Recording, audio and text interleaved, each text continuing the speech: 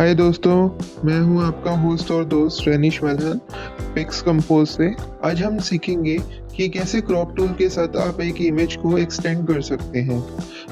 Normally जब हम crop tool को सिलेक्ट करते हैं किसी भी सॉफ्टवेयर में, तो हम या तो इमेज को छोटा करते हैं या तो उसकी कॉम्पोजिशन को चेंज करते हैं।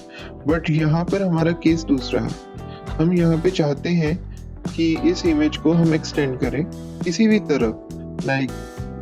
अगर मैं इस इमेज को एक्सटेंड करना चाहता हूँ राइट की तरफ, तो मैं अगर यहाँ पर ओके बोलूँगा, ओके करूँगा, तो आप देख सकते हैं कि मेरे पास एक ट्रांसपेरेंट पिक्सल्स आ रहे हैं, इमेज नहीं आ रही।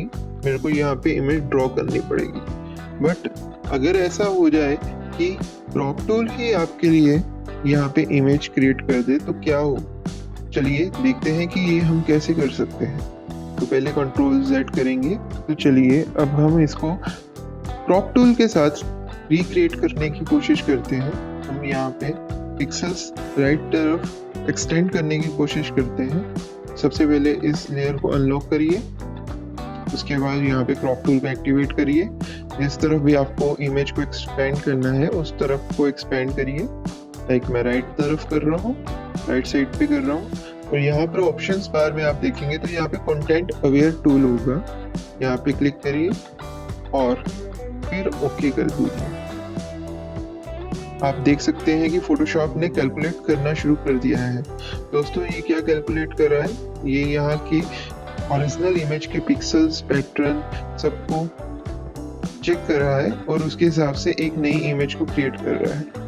आप देख सकते हैं कि इसने बहुत ही अच्छे तरीके से एक इमेज बना के दी है, जिसको कोई भी ये नहीं कह सकता कि ये इमेज असली नहीं है या फोटोशॉप में बनाई गई है। कहीं भी आप इसकी सीम नहीं देख सकते, कहीं पे भी कोई हार्ड कट नहीं है, प्रॉपर एक फ्लो में है पूरी इमेज। बट क्या ये टेक्निक हर इमेज पे इतनी अच्छी तरीके से वर्क करेगी? तो इसके लिए हम देखते हैं, एक और नई इमेज हम इंपोर्ट करेंगे इस फोटोशॉप में। इसको हम ड्रैग करेंगे। ड्रैग करने के बाद अगर हम इसको ऊपर की तरफ एक्सटेंड करके देखते हैं क्या होता है। ओके करेंगे। देखिए फोटोशॉप ने कैलकुलेट करना शुरू कर दिया है इस इमेज को और उसने अपना काम पूरा कर दिया है। अब अगर इसको मैं राइट साइड पे एक्सपेंड करता हूँ और फिर से इस चेंज को मैं कमिट करता हूँ, तो आप देख पाएंगे कि ये रिजल्ट इतना अच्छा नहीं आएगा, क्योंकि यहाँ पे काफ़ी कॉम्प्लेक्सिटी है, यहाँ पे घर है, माउंटेन है। बट फिर भी फोटोशॉप कोशिश करेगा कि जो भी बेस्ट रिजल्ट मिल सके वो बनाने की। आप देख सकते हैं कि इसने काफ़ी अच्छा रिजल्ट बनाया है। फिर भी यहाँ पे माउंटेन काफ़ी अच्छे से इसने रिक्रिएट करा है। थोड़ी सी प्रॉब्लम्स है जिनको हम रीटचिंग टूल से ठीक कर सकते हैं। बट यहाँ पे भी थोड़ी सी पैटर्न्स बने हुए आए हैं जिनको हम क्लोनिंग टूल या रीटचिंग टूल से यहाँ से क्लोन करके हम ठीक कर सकते हैं। तो काफ़ी हद तक हमारी हेल्प इससे हो जाती है और ये एक बहुत ही यूज़फुल टूल है। तो आज के लिए बस इतना ही।